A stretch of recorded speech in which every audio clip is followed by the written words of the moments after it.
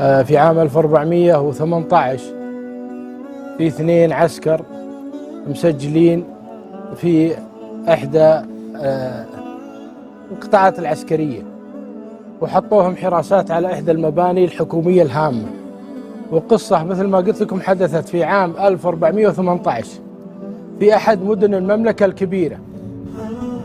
يقول اللي يقول لي القصة واحد منهم، يقول أنا ساكن أنا وخويي بعيدين عن هالمكان اللي حنا نشرف عليه بمسافة، لتوفير البنزين مرة أروح أنا وياه بسيارتي ومرة أروح بسيارتي. وقبل ما نصل لهالمنشأة اللي حنا فيها حراسات نمر بوفيه مشهور وناخذ فيه سندوتشات، أما فطور ولا غدا شيء تصبيره. وهذا مثل ما قلت لكم قبل عام 1418. يقول مرة من المرات أنا رحت أنا وياه للمبنى هذا، ولكن ما مرينا البوفيه، هو ركب السيارة حقتي ورجع للبوفيه.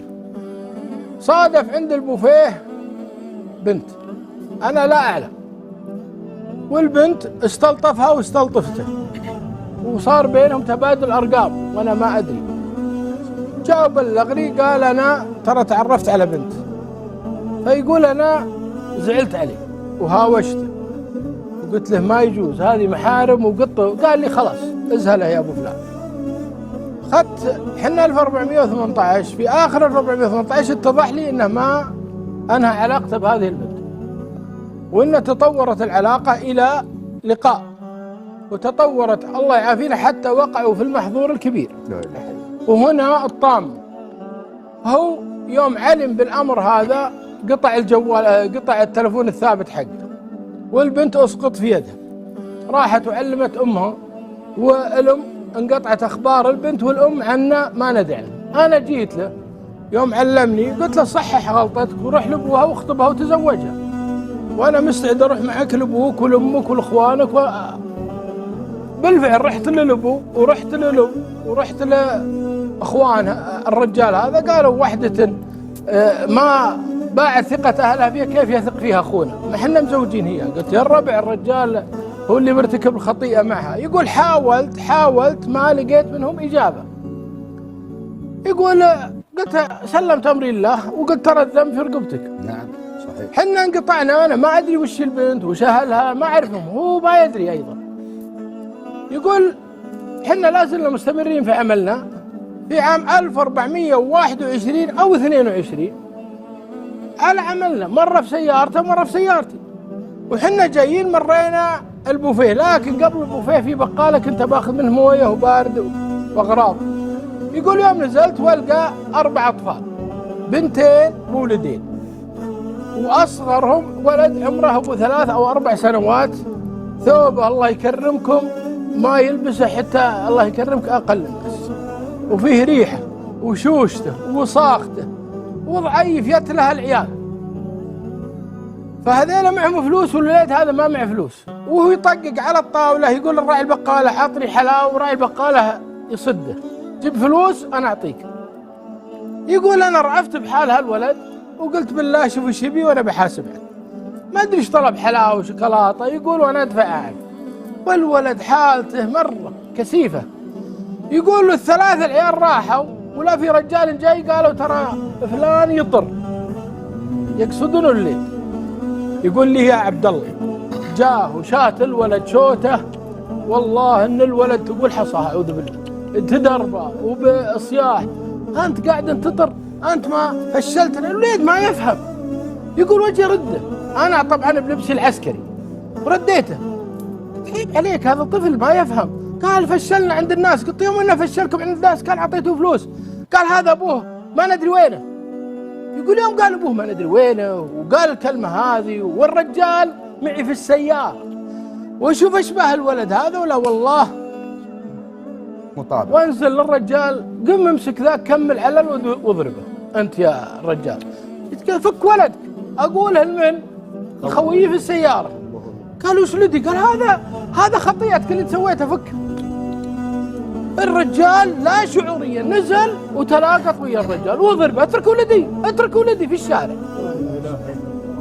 ويتضاربون، يقول أنا أفك فيهم، وتجي الدورية وأنا أمسك الدورية. قلت هذا موضوع خاص ولا لكم دخل، خلوني أنا أحل الموضوع هذا عائل. وانت دخلت الدورية ولا الشرطة يقولوا أنا أجيب الرجال هذا. قال وش دخل هذا؟ يقول أبوي. يقول له الرجال، قال هذا أنا أمه فلانة وأنا أبوه وهذا السبب وهذا الوضع. قال حسبي الله عليك، حسبي الله عليك، حسبي الله عليك. قال شوف، يقول أنا تدخلت، قلت بنحل الحل هالحين، نجيب الشيخ الآن ويكتب على المرأة ونسأل شرع وش طريقة عمل هالولد هذا وكيف نسبه. يقولوا حنا طال عمرك اتصل بابو الرجال واروح له في البيت واجيبه في نفس اليوم. قالوا خلاص اذا جاء بعد اسبوع نكتب الكتاب. قال لا، تكتب الكتاب اليوم ما فيه. قالوا هم على مضض، لا اهل البنت ولا اهل الرجال.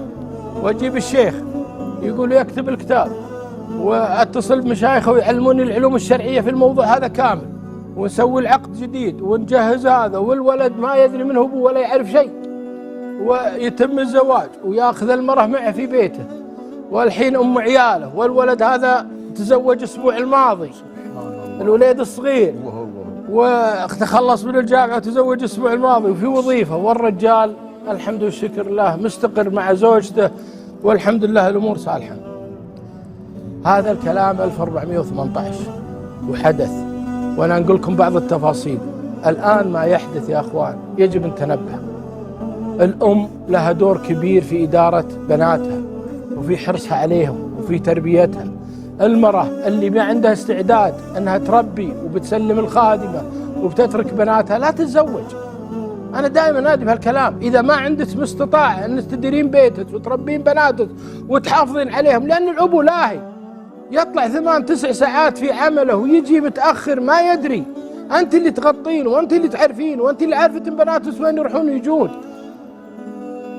هذا الأمر لازم نلقى له حل. خوف والله. شوف ايش قال الأخوه، قال حنا ما نزوج وحده ما أهلها يثقون فيها وهي بقد الثقة. وهذا اللي بيصير في الوضع.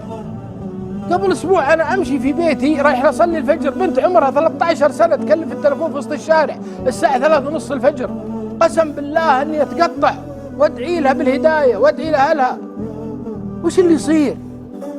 انتبهوا لعيالكم، انتبهوا لبناتكم، وانتبهوا لأهلكم وحرصوا عليهم. والله انكم مسؤولين مسؤولية كاملة من يوم يولد حتى يصل سن الرشد. أنت مسؤول عن تربية أبنائك، والدور الكبير بالذات للبنات للأم. انتبهي لهم ولا يكون كلش بغلظة وبهواش. استمعي لهم وجلسي معهم وعلميهم واسمعي منهم. ترى الشباب الآن يبي من يسمعهم، يبي من يتحدث معهم يتحدثون له، لا الأب ولا الأم. لكن الأم يقع عليها الحمل الكبير على طول من سوق لسوق ومن استراحة لاستراحة. كيف تنتبهين لعيالك وانت هذا وضعك؟ ترى والله نحن مسائلين، وفي جنة وفي نار وفي سؤال وفي عقاب. أسأل الله العلي العظيم أن ينفع بها القصة، وجزاكم الله عني كل خير، وآسف للإطالة يا أبو. أنا عندي سؤال قد يفيد المشاهد. يعني بعض البنات تقول وش اللي صار؟ هذا أخطأ معها وبعد سنين جاء وتزوجها واستقروا، وهذا ولدها اللي كان يعني خطأ تزوج وزانت أموره وكذا. أنا ودي نصيحة من هالجانب. هل كل اللي بيخطون مع البنات اللي بيجي ياخذها يتزوجها؟ مو كل الناس مثل هذا، وهم يعرفون 99% أصلا مو بشرط أنه يخطي معها. من عرفها من تلفون مو بجايها. نعم. وإن شافها في شارع مو متزوجها. ترى هذا الأمر كلام كبير. أنا أسأل بالله أي إنسانة عندها أخو ولا عندها ولد وتعرف على واحدة في الشارع بترضى أنه يتزوجها؟ لا والله ما حد راضي. هذا أمر محتوم الكلام، فضلا على أن الله يعافينا وياكم. لكن هذه تعتبر من الشواذ. الرجل فيه صلاح، وصديقه هذا اللي أورد لي القصة فيه صلاح أكثر، هذا شيء وهو اللي يصحه وثبته. هذه الأمور ما تحدث.